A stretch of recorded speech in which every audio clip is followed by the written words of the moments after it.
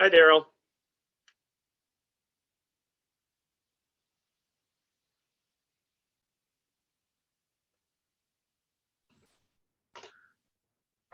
Hi, Patrick. Hi there.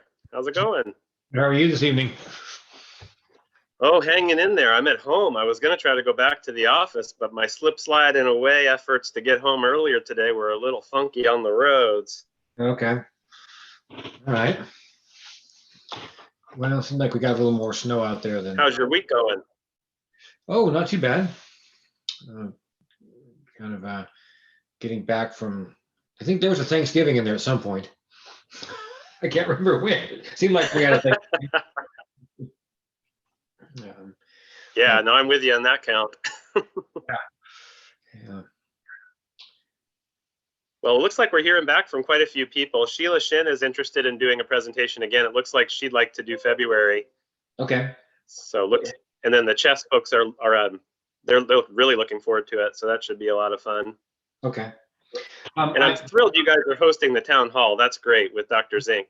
Yeah, that was a coup for us, and I'm glad you sent an email out because I'll as soon as I'm allowed to sort of release the Kraken on this and let the world know we're going to do it, I will get this over to you.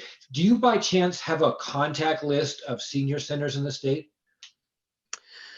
Well, little by little, as I've made personal connections, I've obviously expanded my own contacts to include those individuals. But there are senior center directories for the state, and we get newsletters, not just from our state, but from the Pacific Northwest. And Julie and I kind of track all of that.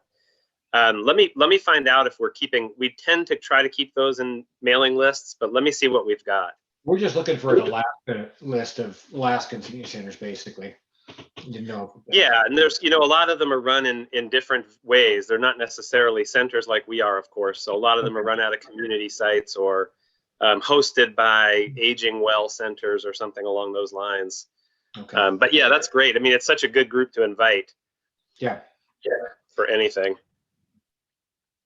And I'm looking at reaching out to a social security expert to do an event for us sometime, I don't know, March, April.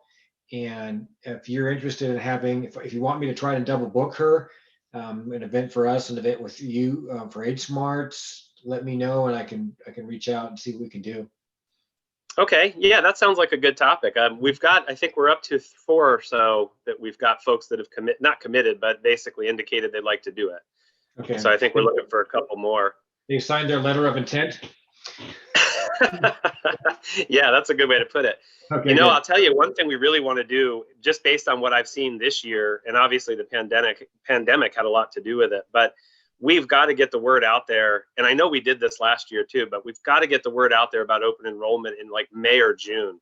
Yeah. Because the window's so narrow, and I think they ended up with 200 people in the queue yesterday, which was the final day. Wow. And for open enrollment period, that's just too late. If you're calling on the 7th, that's just too late. Yeah, they're not going to get to you. Yeah. Okay. Well, that's definitely something we try to pay attention to also when mid-October rolls around. But obviously we need, like you said, we need to get the word out a little earlier. Yeah, by August, I mean, what I think a lot of people don't realize, and we try to educate as many people who are repeat customers, and essentially once you kind of get somebody who gets help, you're kind of locked in with them for a while.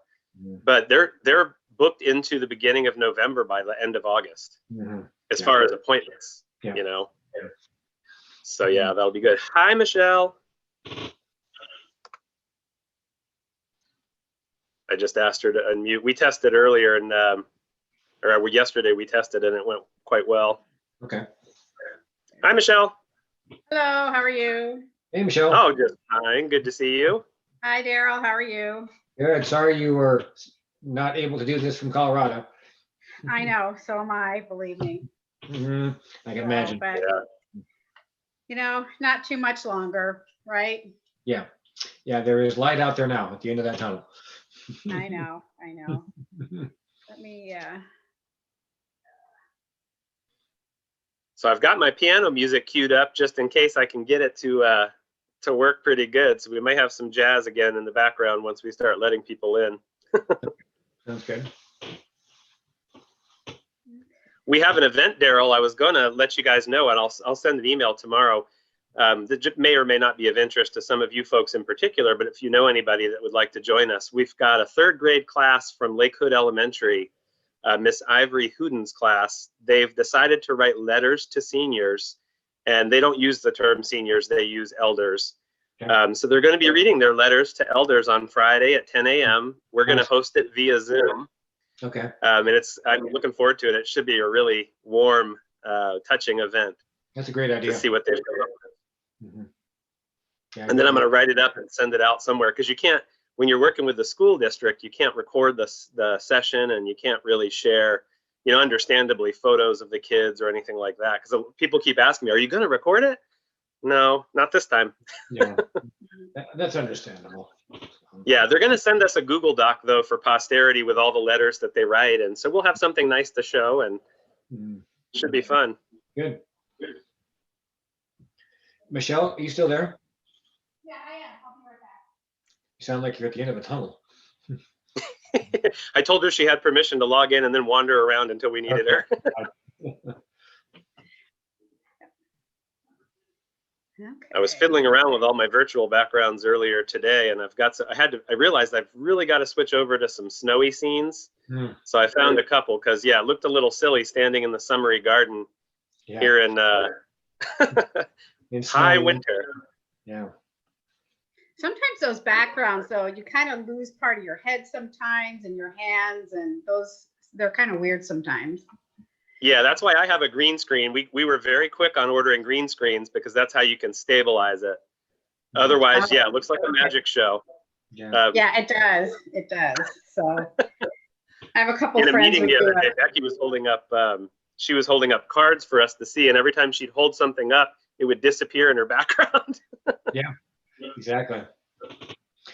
Michelle, you and I were talking about for the Frog Watch doing identity theft in January. Yeah. Teresa told me that unfortunately David Washburn from the Senior Voice has actually been a victim of identity theft, and wonder if we wanted to reach out to him and maybe have him be a guest on that to talk about his experience. What do you think of that? Yeah, he's talked to me about that before too. So Okay. that'd be a great idea. Okay, great. All right, we'll see what we can do to reach out to him, see if we can get him on that presentation. Yeah, because anything we could do to shake up a little bit on our format and stuff, maybe get more people or something, that'd be great. Yeah. Okay. Well, we'll see what we can do to contact him. Okay. Has he recovered, Daryl? Has he been able to?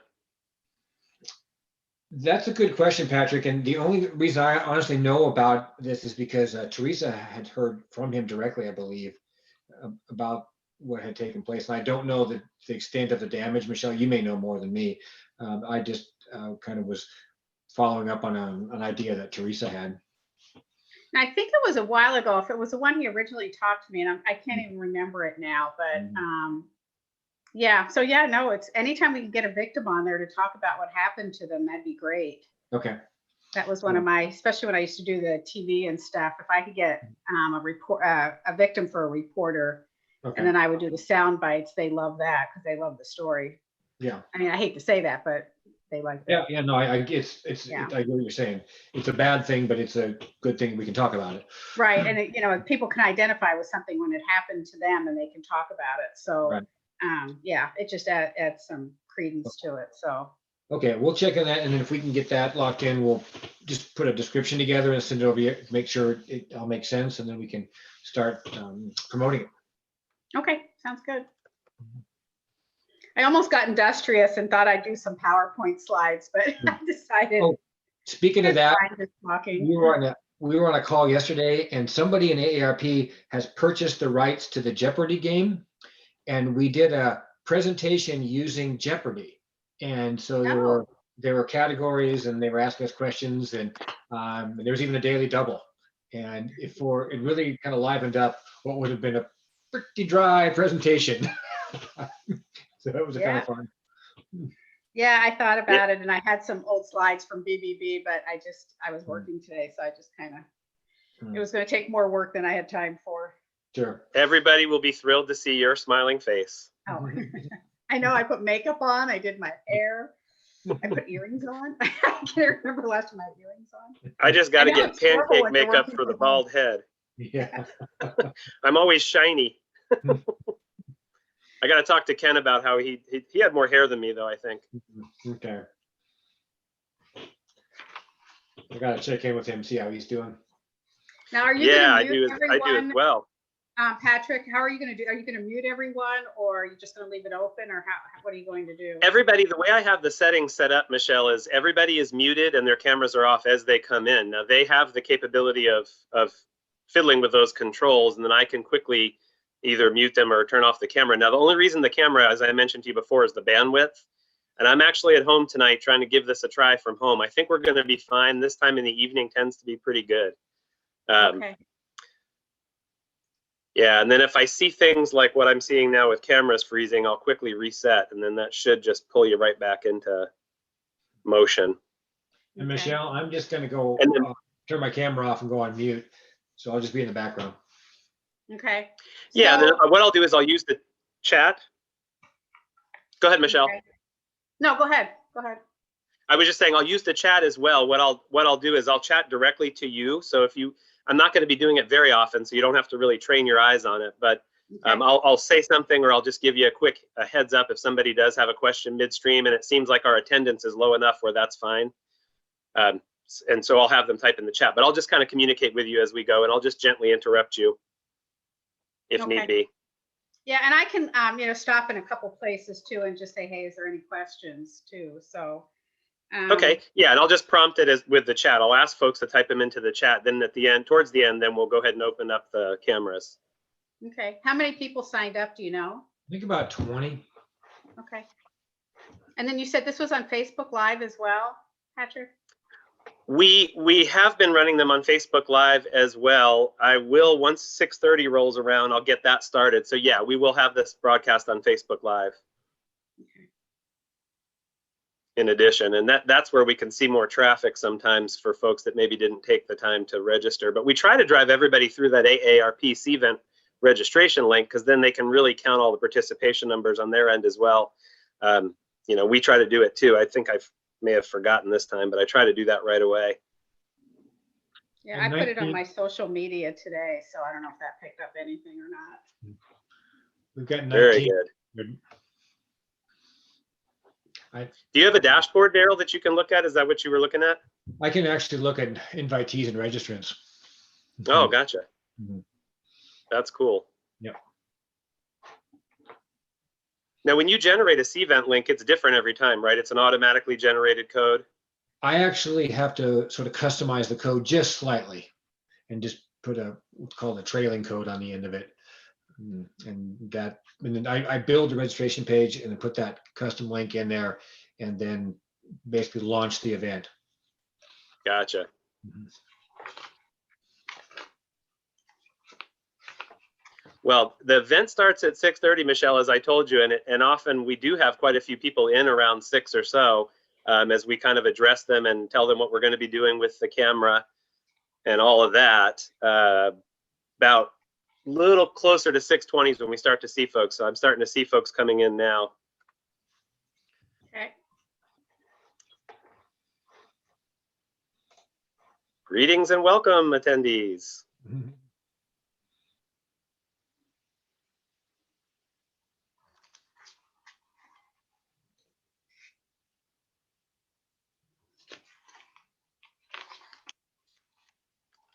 Welcome to AgeSmart. Let's talk.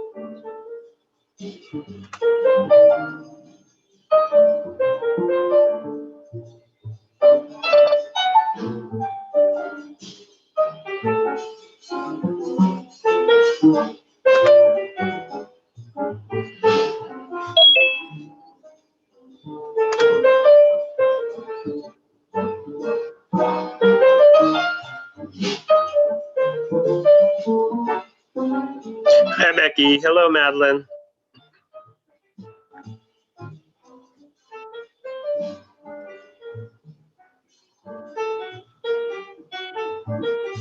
Hi, Patrick. Thanks for getting things together.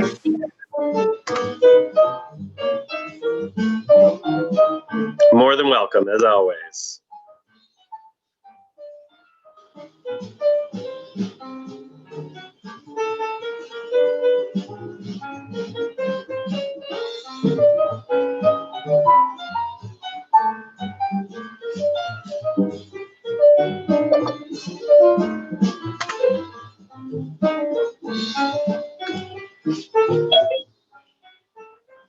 Hi, Jim.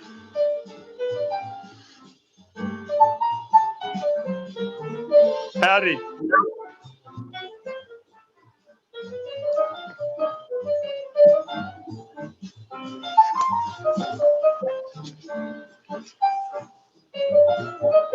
Folks so patiently waiting, we're going to get started in just a few moments. We're just allowing a few other attendees the chance to log in and come in through the waiting room. And then we'll stop the music and I'll give a little caveat introduction.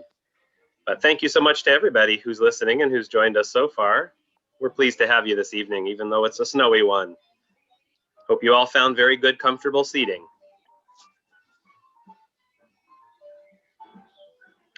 Who's playing the piano?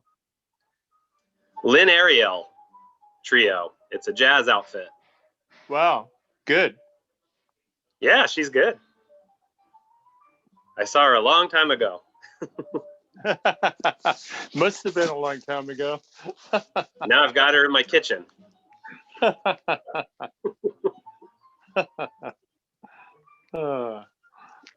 it looks like we're just coming up on the time here. So Jim, I'm going to go ahead and turn your camera off and put me back on.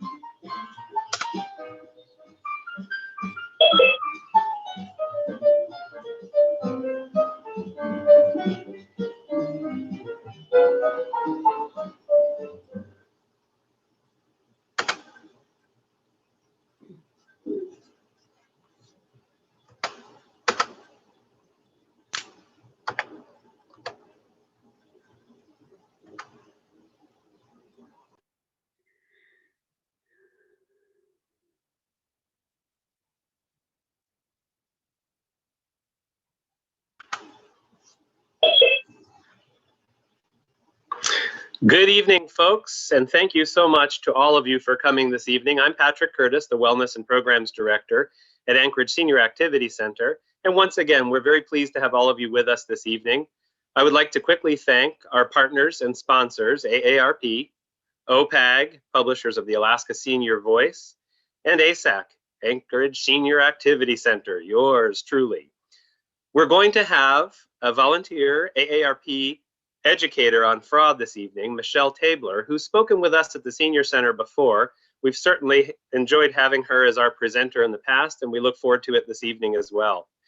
We will keep cameras off during the initial presentation because that really improves the quality of our broadcast, not only on our social media live, but on the Zoom link as well with our broadband. I will ask you all to turn your cameras on as we get a little closer to the conclusion. And if you do have questions along the way, I'll be watching the chat feature, so you can chat either directly to me or to everyone, if you don't mind everyone seeing your question. And I know Michelle plans to stop for questions at appropriate intervals in the presentation as well as at the end. So once again, folks, thank you so much for joining us. I hope you enjoyed the little jazz music there in the beginning, our mellow wind down in the evening before we age smart, let's talk. Thanks so much and enjoy. And I'll turn it over to you now, Michelle. Hi, well, thank you for having me. And I recognize a couple of the names out there, and it's always my pleasure to talk to you guys. And there's nothing that I hate more than having victims of some of these scams.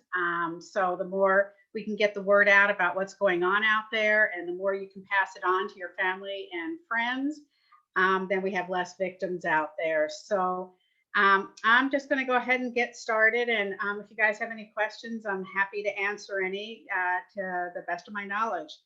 So we're in the holiday season, and it looks very different this year than in years past without our families. But unfortunately, one thing has stayed the same, and that scammers are still out there to steal your money and your identity. Some scams are specific to the holidays, but most are just variations on the usual fraud and scams that are tailored to the holidays. And most of these are centered on online shopping, which is what we're all doing right now. We're on a computer right now, and I just feel like I'm on all day between work and Zooms with family and Zooms with friends, and doing my shopping because we're not going necessarily out to the stores right now. So I'm just going to get into it. The first part of this is on online shopping and what's out there and how to protect yourself. One of the top reasons that people lose their money to online scams is due to being enticed by sales prices. We see these ads coming up. It's called clickbaiting, where you look for something online, whether it's a purse, a dress, a type of gift, and then you see it following you wherever you're going online. That's clickbaiting, and sometimes, many times, it will take you somewhere where you don't really want to go. Sometimes you don't even receive these items if it's a totally scam company, and sometimes it'll be not as promised, of lower quality, where you want a certain type of dress, you want a certain type of purse, whatever it may be, and you're not going to get exactly what was shown. So you've got to be really careful with that. The first thing to start out with, if it looks too good to be true or seems too good to be true, it probably is. Are you going to get that designer outfit that you wanted, that designer dress, for less than what you can really get it from the name brand stores? Probably not. If the company really even exists, it could be offshore, and the quality won't be as what you thought it was going to be. A lot of these scam sites, they impersonate major brands. They're lookalike websites. The URLs at the top that you're looking at can look like the real one, but maybe it has a punctuation in there, like a dot, or it has a double letter that you don't notice right away. So I always advise, don't ever click on these ads. That's, as I said, clickbaiting. What you want to do is go to the actual website that you type in the URL, so you know it's correct. And especially don't click on social media ads, because they can take you to fake websites. So just be careful with that. Check the name of the spelling in the URL, because a lot of these scammers will, sometimes when you spell something wrong, it's pretty common that other people may do it too, and they may have bought up the rights to that URL, and they're easy to get. Sometimes you can do these within half an hour on some of these sites where they can register for one of those URLs. So just be careful, make sure you're typing in the right thing. And again, check this out at the spelling of the business name. They might entice you to spend money for something that you'll never receive. That's why we really want you to research the company, and I'll get to that in a minute, but you want to research these companies that you haven't heard of before, that you haven't bought from before. Do they have a really robust website? Do they have a physical address? You might even want to MapQuest it to make sure. Call the customer service number, make sure there's really somebody answering that and that it's not a bogus phone number. So you just have to be careful with those things. Also, what scammers want to do is harvest your credit card numbers with these fake websites and get other personal data from you. And that goes right to ID theft. And so your name, your information, your credit card number is then sold on the dark web. And it can be sold multiple times over and over again. And they make millions of dollars doing this. And again, a lot of this is offshore in other countries where this is happening. Eastern Europe, China, Russia, and Africa, the Caribbean. So you've just got to be really careful with that. Scammers may also put malware loaded links or attachments into those websites that you're going into or you're clicking on. Some of these social media coupons or emails where you might be getting an order confirmation, whether it's something you ordered or not. But, you know, we all have outstanding orders out there. So you've got to be really careful with that. You know, I'm getting stuff updates all the time on my stuff, you know, that I ordered that's being sent. So just be careful with that. When you order on a website, make sure that it has the HTTP and then an S on the end, because that means secure, and you'll see a lock symbol up there as well. So make sure that's on there. In addition to that, before you put any of your credit card or personal information in there, make sure it's a secure site. Make sure you have a secure internet connection. Is your internet password protected? Is your Wi-Fi protected? And again, with your Wi-Fi password that came with your device and in your box, you want to change that from the one loaded on there from the manufacturer, because again, scammers have a way of getting that information. And again, if you're on a non-secure website, you're at the airport, I don't know if anybody's doing that right now, at a hotel, at a library where, you know, we're not really inside these places right now, coffee shop, be really careful, because even if you need a password does not mean it's secure. If you're being given a password, anybody can have that. And scammers can have software that on keystrokes where they know what you're typing. So you never want to put a password in when you're not on a secure Wi-Fi, and you don't want to put passwords or anything like that. And you definitely don't want to do any financial transactions while you're at a public on public Wi-Fi. Beware of deals that advertise one day only or anything with a time limit from sites that you don't normally order from. They want you to make a decision very quickly and go right into it. They don't want you to think about it because they want to get your money or your credit card number. Make sure the company that you're ordering from, if unfamiliar, has a as we talked about, robust contact information. And again, it doesn't hurt to Google that information. Check reviews online. Just put the name of the company and then the plus sign and scams in the browser and see what comes up, or look at reviews for that company if you've never used them before, because it's very easily for anyone to build a bogus website. It doesn't take much, so be careful. Keep antivirus software up to date. Make sure you have it on your device. That's a lot of times it's reactive because it's for viruses that already have come out, but you want to still take care of that on your computer, even if the virus is out there. So make sure that's up to date. Price check before you buy. You want to compare prices, go to several different sites, especially as we talked about before. If it looks too good to be true, you've got to wonder about the quality or if the company really does exist. It's always best to use a credit card and not a debit card because you've got more protections. Debit cards don't offer that same type of protection as a credit card. It can go up to anything that's in your checking account. And of course, never wire money. There's no reason these days to ever have to wire money. That's the same as cash. Once you wire it, it is gone. Understand the return policies, read the fine print, and can certain items be returned due to COVID? You know, if you're going into a store returning, they're not putting the stuff back on the shelves right away. And also make sure that you do get gift receipts in case there is a problem. Beware of any unsolicited emails, texts, calls, or letters. Don't believe anything that offers a free gift. Anything that you're getting that an email that's saying that there's a problem with delivery. Their whole idea there, they want you to click on that link. You don't want to do it. Go directly to the website of wherever you may have ordered from and see if there's really a problem. These are really phishing emails. And again, they can put malware on your computer. They can take you to a place you don't want to be. So just be careful on those. In 2018, attackers reportedly sent holiday-themed phishing emails designed to look like Amazon order confirmations. And we're all getting those right now because we're all ordering. If the victim took the bait and opened the link or attachment, the emails infected the victim's computer with malware that logged keystrokes and attempted to steal the account credentials. So be really careful of what you're clicking on when you get these emails. Cyber criminals also tout fraudulent mobile apps or web pages related to holidays or current events, such as like we just had Black Friday. They want to try to convince you to enter your personal or financial data. So again, they're out there. We're all online, and you know, people are becoming victims. And another holiday scam is using the messaging platform WhatsApp to lure victims by promoting popular products at deep discounts, sometimes from authentic retailers such as Amazon. So be careful of that. Some of the red flags is that there's huge discounts on a hot gift item that you've been looking for, especially when it's touted on social media posts or on unfamiliar websites.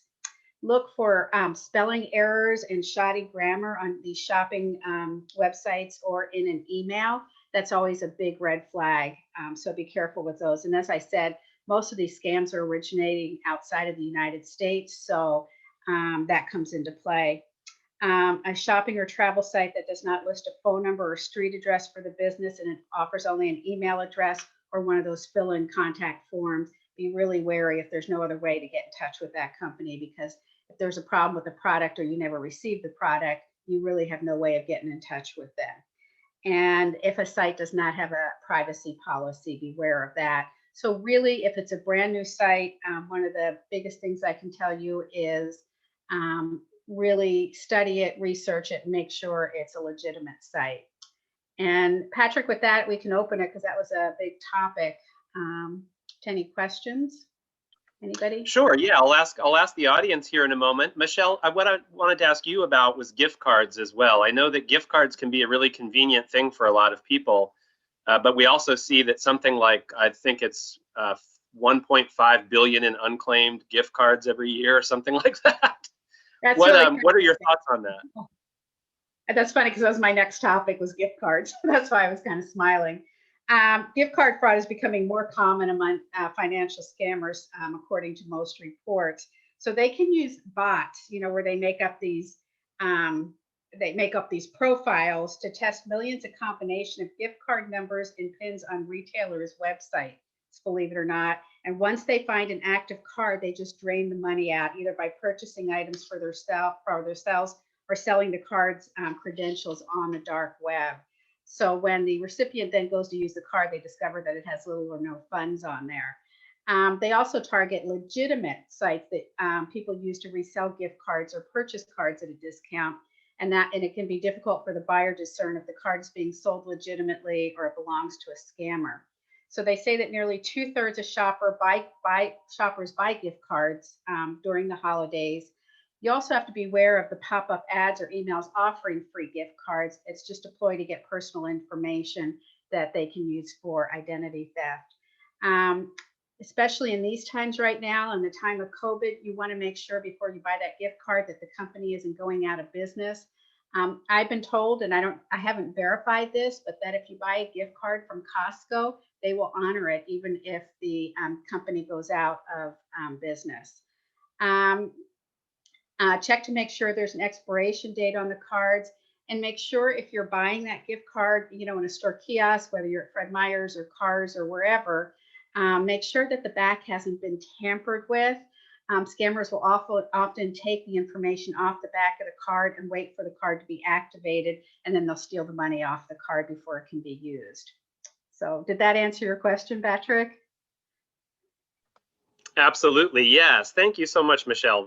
I know that some of those more, excuse me, prevalent trends in shopping are concerns for people. And really, a lot of the tips you've shared have been so fantastic. I know that this is important information for each and every one of us and all of us to be aware of, but I'm startled and surprised every time we hear from you, because it seems like there's even more that we wouldn't think of. Yep. And somebody had asked the question is, what is the dark web? That is the, if I know that question was coming up, we had a whole thing with AARP where they talked about the dark web, but that's sort of where scammers go, where people, it's further down, deeper into the computer system, and they have their own organizations on there, and that's where they buy and sell this information. They buy and sell illegal stuff, credit card numbers, names.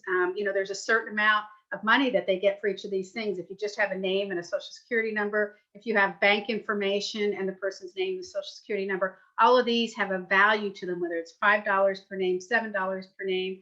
If they have your Medicare number, all of these things have a price on them, and they can be sold over and over and over again to these criminals on all different types of scams. And it's really, if you become the victim of one scam, especially if it's a telephone scam, and they get you once, they're going to keep trying other types of scams on there, because they found somebody that will talk to them either on the phone or have not investigated where they're going on the internet if they're ordering online. So you've got to be careful, because once you become a victim once, your name gets bought and sold each time.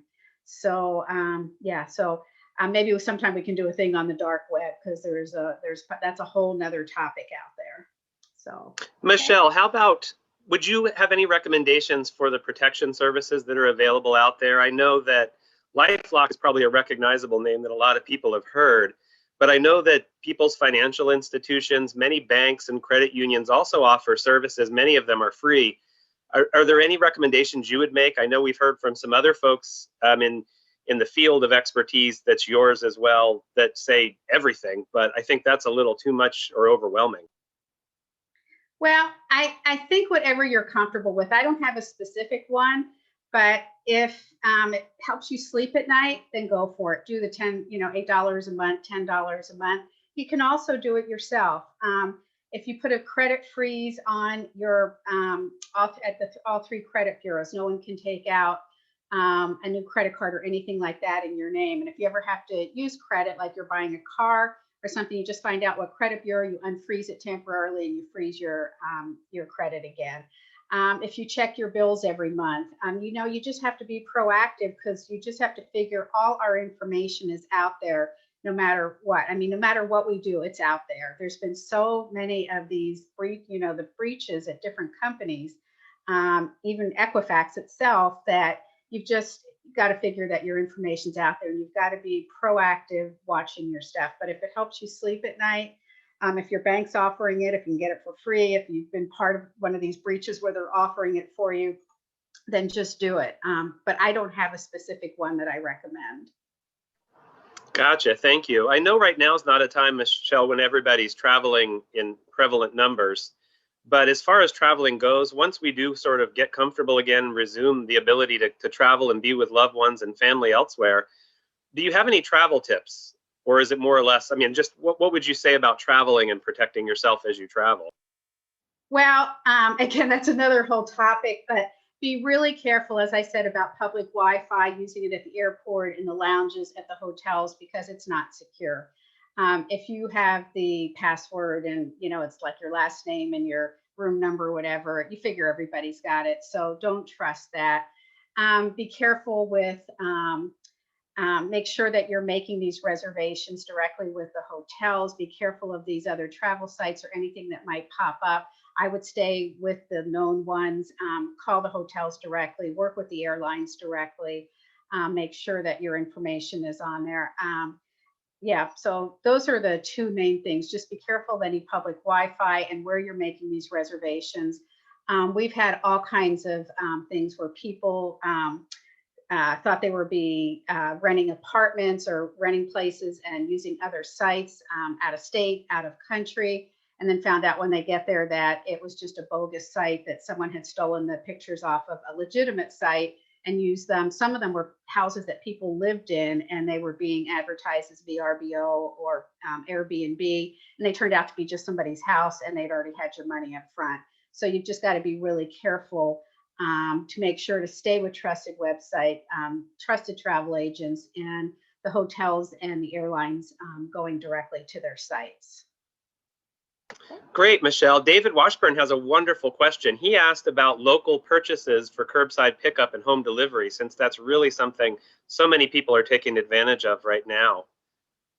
I would say one of the best protections you can have is to use your credit card, because you have a way to dispute it. Again, as I said earlier, using a debit card, you don't have the same protections. I've seen that a lot of these restaurants now are requiring payment up front because they were being scammed. You know, people were calling and calling in orders and not going to pick them up. So be careful with that. But I would say if you use your credit card, you shouldn't have any real problems with that. Okay. Great, thank you. Okay. Next thing I want to talk about was charity scams. 'Tis the season, right? These types of scams increase during the holidays because people are generous. They're willing to help. Disasters are happening with what's happening in Haines right now. I can just tell people there's some legitimate organizations out there that are trying to help the people in Haines. Be careful of any pop-up GoFundMe pages that come up on social media. Make sure they're legitimate and the money is really going to where you thought it was going to. During this time of year, and actually at any time of year, there's fake websites with lookalike charities. They have the word children's, they have the word cancer in it, they have whatever it is. Be really careful. Make sure it's the real charity and not a lookalike name. And these types of charities pop up after natural disasters and tragedies. You've got to be careful. Make sure you know where your money's going to. If it's a GoFundMe account, make sure that it's legitimate. Maybe talk to the person running it. I've seen people scam people that you thought you knew, friends of friends that set these up during personal tragedies for other families, and they abscond with the money. So make sure that it's a legitimate organization and it's a legitimate person that might be raising funds for these things. Never respond to unsolicited phone calls, and never give out information on the phone. How many times have we been called about, you know, this police fundraiser or the fireman's fundraiser or whatever? Some of those might be legitimate type organizations, but very little of the money goes to the actual organization. But never, never, never give money if you did not solicit that phone call. Just hang up the phone. Tell them to send you literature, look up the charity yourself, but don't ever give information over the phone. That's a big red flag. Okay. Any questions on that one? Okay. The next one are the delivery scams. This is phishing emails from well-known shippers, FedEx, UPS, and USPS, the post office. I can't tell you, I probably get half a dozen of those a week that look like they're just phishing emails. They're not really from FedEx. They're not really from those companies. And all of us have orders out, so I have to look at it really carefully to see if, in fact, that was something I ordered. But for the most part, it's not going to be. They're also sending fake shipping notices by email. I've even gotten them by text. So be careful with that. They're notifying supposedly of incoming or missed deliveries. The links will take you to a phony sign-in page asking for personal information or to sites that could put malware onto your computer, and then they can hold you hostage on that and take over your computer.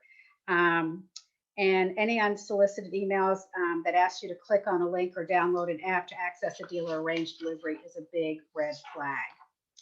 Any more? And yeah, so any questions on that one? And believe me, they look really good. They're cut and pasted pretty well. So they really do look like they're from FedEx or UPS. The other thing I've been seeing is the Facebook gift exchange. For any of those of you on social media, a lot of these are the secret sister gift exchanges. That is really just a pyramid scheme for the holidays. They want you to send $10 gift card to the person above you on the list and add your name. Then supposedly, you know, that's going to go to 36 people. you've just got to be careful. If you want to do a secret sister exchange or anything like that, secret Santa, set it up with just your own group of friends that's known, that's closed off to Facebook, because almost always those are going to be some sort of scam. So be careful of that. The next one is porch pirates. I remember reporting on this when I was at BBB. That was a new name that came up a couple of years ago. We started calling it. People actually follow the FedEx and the UPS trucks, and the drivers can't do anything. They're told not to do anything about it. They can call it and report it, but they don't confront. And they just, you know, as we're all seeing on Nextdoor apps and our Ring cameras, we see this happening. There are some tips for that. Number one is the biggest one of all. If you're not going to be home, or if you're not, you know, always at home, a lot of us are right now, you want to make sure that you send that package either to an office or to someone you know is going to be home, because even if you get the person on camera, your chances of that person getting caught are pretty slim. The police aren't going after individual necessarily unless they have identifying information. And a lot of times these are stolen cars that they're driving around in anyway, with switched license plates. A couple of years ago, I don't know if you guys remember, they had a situation where they had actually stolen a UPS truck and all and what was in there, and they were able to get that. That's the big stuff. But the postal system, and also know that USPS is part of federal, so it's a federal crime. But FedEx and UPS are not federal, and it's a property crime. So it's a big difference. So just know that, and if you have any packages coming, think before you have it sent whether you're going to be there. A couple things you can do is retrieve a package as soon as it arrives, or avoid delivery by using a ship to store curbside pickup. You want to make sure you have a tracking feature on there to check online when a package is scheduled to arrive. That's been really valuable for me. And also having a Ring doorbell, I know when that package comes if I'm not at home, and I can have a neighbor go grab it, or I can go home and grab it. You can request that your package be sent with a signature required feature so that it can't be delivered without one. I know it's a hassle and a half having to go to the post office with your little yellow slip right now because the lines are long, but it's either that or a stolen package if you don't have any place to have it delivered where you know someone's going to be home. Some of these places you can set up a specific delivery time. You can do that with FedEx. And you can also choose alternative pickup locations. For example, Amazon has lockers at a couple places in town. So when you look to have for the delivery, you can actually there's a column where you can go into and have a drop down and have it delivered. I think there's one in South Anchorage and one or two in East Anchorage where you can have that done, and then you just go pick it up. These are different stores that are doing that. UPS has access point locations for pickups as well. They're saying the UPS store, Michael's, CVS, which we don't have up here, and some Advanced Auto Parts. So there are other ways to have these things delivered or put into a box. And of course, the FedEx offices, you can have it where you can pick it right up at the FedEx office. If you're leaving town, ask for your shipment to be held by by the United States Postal Service free, and they'll hold for a maximum of 30 days. And you can also put vacation holds for up to 14 days. Yeah, and sometimes you can instruct delivery firms on where they can leave a package if they are going to leave it where it's not visible from the street. So, and I'm already seeing these on Nextdoor and on Facebook where people are reporting that their packages were stolen. So any questions now? Michelle, I wanted to also just add something I didn't know and learn just this past couple of weeks. I had a couple shipments coming from a shipper. Many of the cars and other grocery locations around Anchorage are pickup points. If they attempt delivery and aren't able to deliver with a signature, they'll hold it at the local cars in nearest proximity. And that kind of caught me by surprise. I thought that was really convenient and great, at least for me at that particular time. Yep, I didn't know that either, that the car stores were doing that. So that's great. Yeah. Are there, Michelle, any tips or advice on reporting agencies in Anchorage or Alaska? If for those of us who have not had our identities knowingly stolen or lost personal information knowingly, once we do discover it, either through our monitoring services or ourselves, what would be the first step to report it if there's any instruction there? Yeah, well, there's a couple places. The Federal Trade Commission at ftc.gov, you can file a report there. The FBI has an Internet Crime Complaint Center. It's called IC3. You can file a complaint with them. And again, you can just Google this information.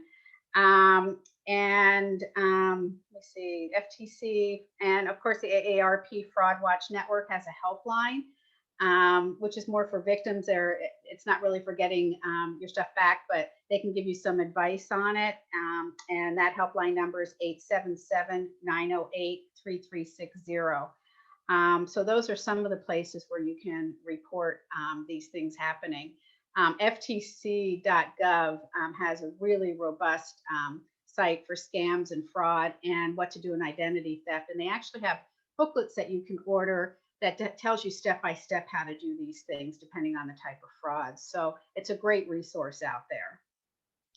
Great, Michelle. I'm putting those in the chat as we're mentioning them, just so people can see that in the chat there.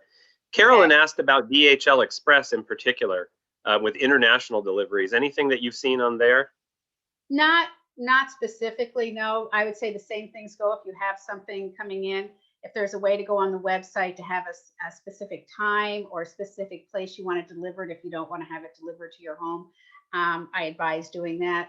I think right now we're all home, so it surprises me that there's porch pirates still out there, but there are, and I'm seeing it every day. So, next thing I'll talk about are job scams. People are looking to earn extra money over the holidays, do some seasonal workers where there is some, because there are a lot of people out of work right now too. So that is happening. And this is not something that's just during the holidays, but more people may be looking right now. And we see these types of job scams happening. When it's a scam, number one is they're probably going to ask for money up front, whether they're going to call an employment fee or whatever. You should never have to pay any kind of fee for a job.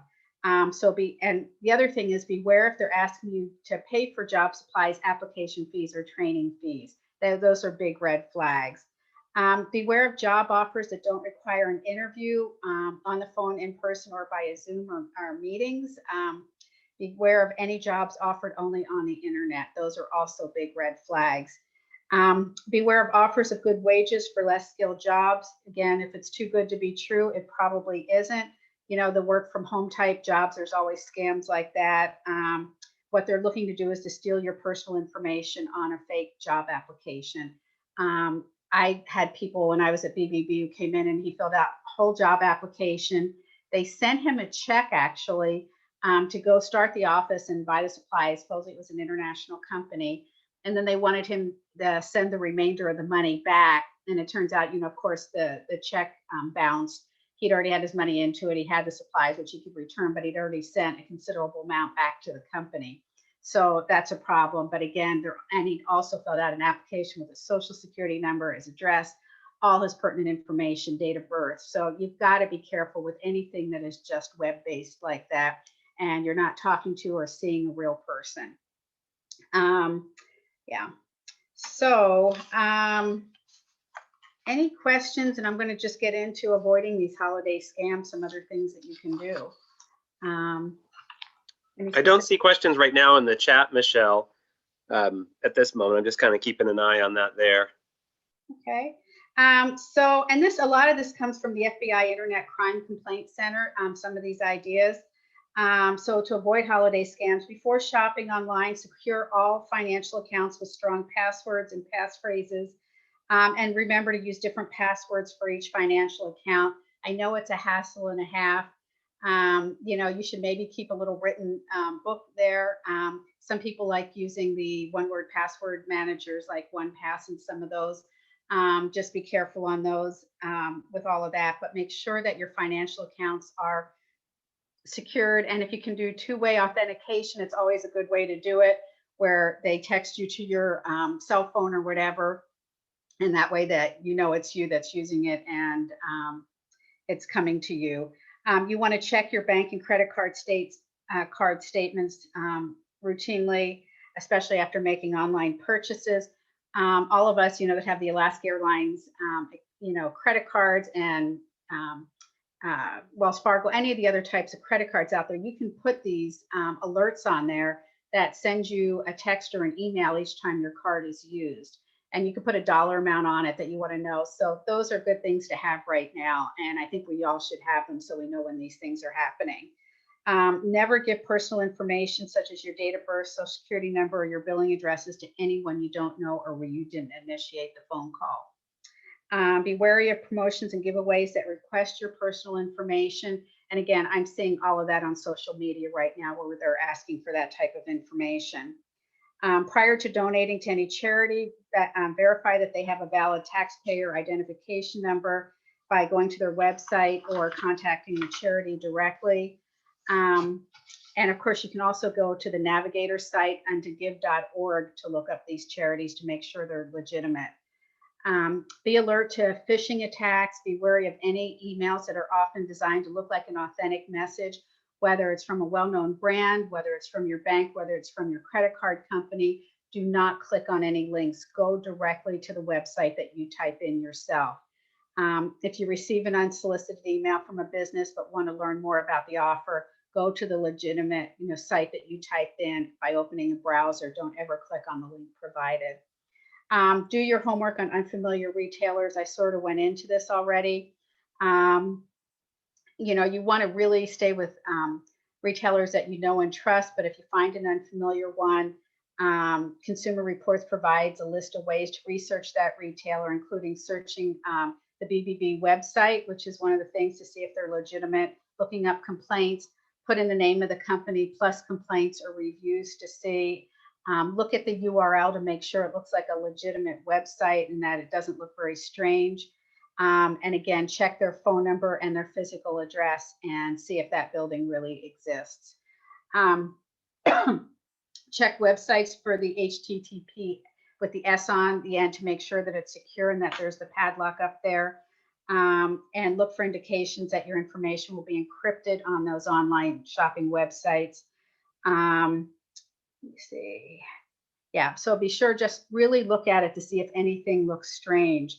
As I said before, use a credit card, not a debit card when you do shop online.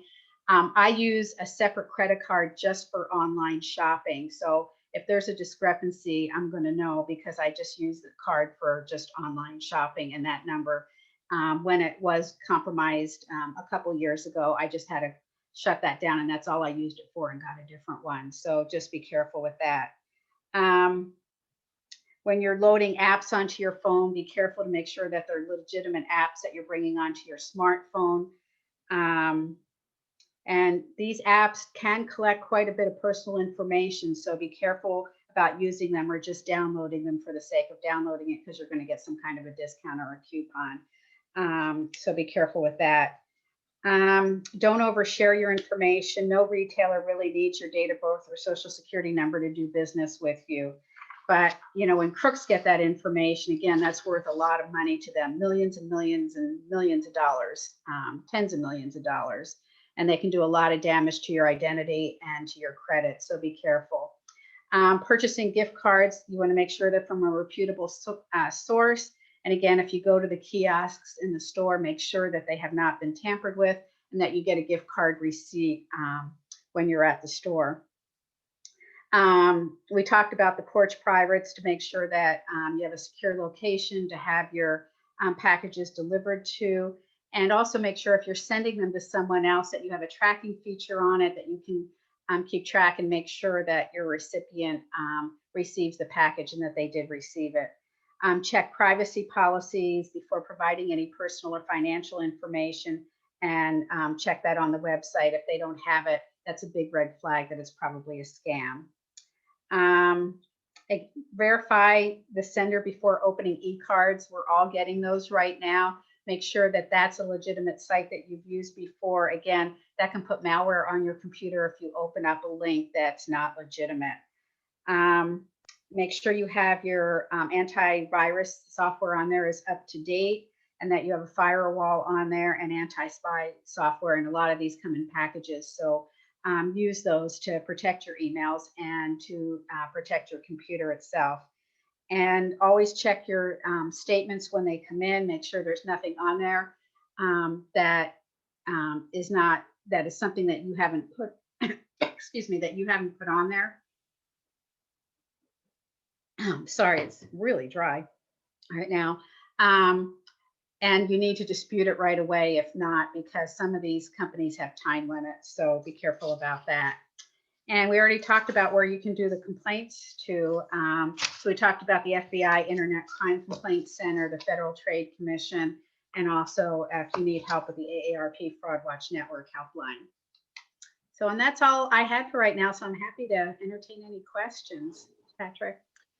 Sure, Michelle, thank you so much. I just wanted to thank you before I open it up to everybody and we get everybody's cameras on so we can see each other for a minute. What a pleasure to have you. Thank you again to AARP. Thank you to you as well from AARP, OPAG as well, our other partner and sponsor. Such great tips. Also, the only one I could still add and share from myself, I was going to just tell you about those e-cards. That is the one area where I've seen some activity from one of the monitoring sites that I use. E-cards seem to be a very, very heavily targeted area. And often the e-card has email addresses embedded, or you're sending it out to an invitation group. And that's where I've seen alerts quite often. So I'm glad you mentioned that one. Yeah, that was a new one that I mentioned this year because we are starting to see some activity there. Gotcha. Well, everyone who can hear me, go ahead and turn your cameras on. We'll change the view so everybody can say hi to Michelle. It's not a pleasant topic, but we sure enjoy having her as our presenter.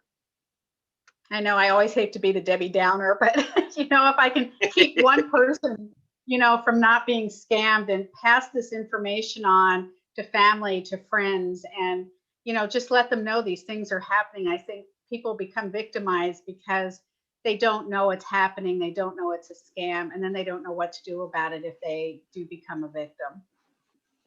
Absolutely. Well, let me type in the chat. I don't know if everybody heard me, but if you're willing to, go ahead and turn your cameras on, folks. We're at the tail end of our concluded event, so it shouldn't interfere too much with our bandwidth. See if we can get everybody to hop on with us. So I I'm think going down the Carolyn list. Brown has a question. Can Michelle share her history of learning all about all of this work? Well, you know, I was the regional manager for BBB up here for 6 years, and I've been volunteering with AARP for, I'd say probably 6, 7, 8 years now.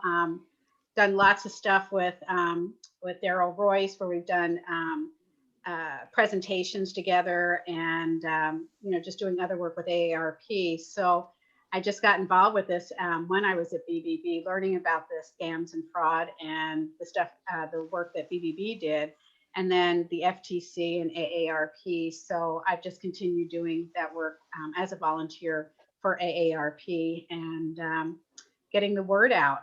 You know, it affects seniors. One thing that's interesting is that a millennial is 3 times more likely to be scammed than a senior person, but seniors lose more in the scams.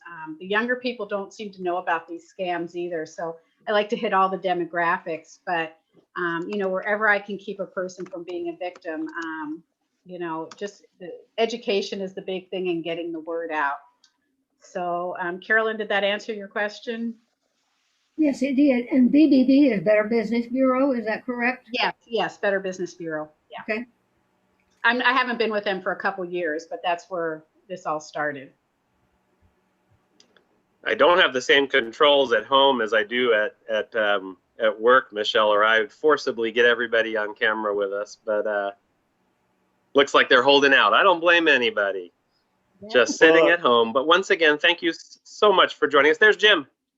Yeah, just want to say thank you, and thank you very much. And I have a long story to share sometime with somebody, but it has to do with a elderly lady here in town who got scammed by a phony phone call from a lawyer back east about her grandson needing financial help. It was very, yeah, very, very complicated, and she ended up sending him $10,000. You know, Jim, the biggest one I had here in Glasgow was $80,000 on a grandparent scam, a couple out in the valley. Oh. The grandson was supposedly vacationing in Mexico, and he was, I can't remember, I think he was in jail, and they got another voice on there saying that they were, the American consulate there.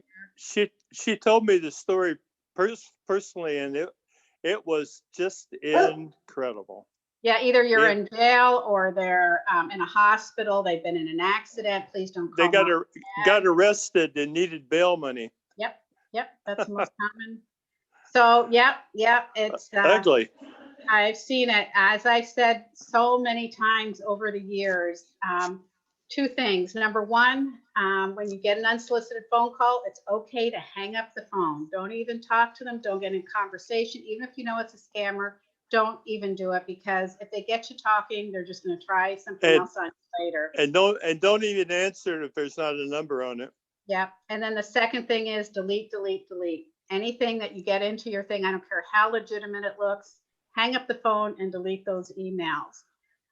There's a question here on using PayPal for online purchases. Yeah, I mean, it's another way to protect yourself. So any of those types of money paying places are fine. Of course, you got your credit card attached to it too, but then you've got some protections with your credit card. Well, thank you. Thank you, Jim. Thanks for bringing that up. So we can always have another topic about those types of scams too that affect seniors, and grandparent scam is a huge one. And it's every season now. It's all the time. It's just always. As you mentioned, Michelle, there's lots of those topics that you touched on that could obviously be expounded much further, because it's so comprehensive, and the layers and the levels really are incredible. I think for the internet and just this age, it's remarkable how hard the bad guys will work, while the rest of us are just trying to pay attention to everyday life. And they all fill into the same, whether it's the impersonation scam, someone's calling you for the charity scam, those are all impersonation scams, the grandparent scam. They just fall into the same ones. You've got the online scams, the impersonation scams, you've got the financial scams. They're all just part of the same thing. Right. Now, the porch pirates are really personal, because this is happening right here in our town with local people. So that's a whole other thing. But again, you just have to take the extra effort to protect yourself if you don't think you're going to be home. Absolutely. Well, folks who are in attendance, if anyone has any final questions for Michelle or any of the rest of us, please go ahead and enter those in the chat, or go ahead and turn off or unmute your microphone. You can speak up. We're going to give it a few more minutes here, and then we're going to close out the meeting in just a moment. Thank you again to everyone who joined us this evening and spent a snowy evening with us on Zoom. We appreciate it. And thank you again to you, Michelle. It's a pleasure to have you as our presenter. Sure. All right, folks, everybody have a great night. We'll look forward to our AgeSmart Let's Talk next month. We will be hosting via ASAC with our fitness department. We're going to talk about health, wellness, fitness, tips for buying home equipment, and just staying healthy when you can't get into the gym or the center. Although we see an end in sight and we're looking forward to that, we still need to be vigilant, and we need to also stay active. So we're going to talk some with Brittany Mitchell, our fitness manager, as well as some of my experience and expertise from 30 years in the fitness industry as well. So we'll look forward to speaking with everybody in January. And happy holidays, everyone. Thank you so much for joining us. Everybody be safe out there. And thanks again from ASAC, AARP, OPAG, and Michelle. Yeah. Bye, everybody.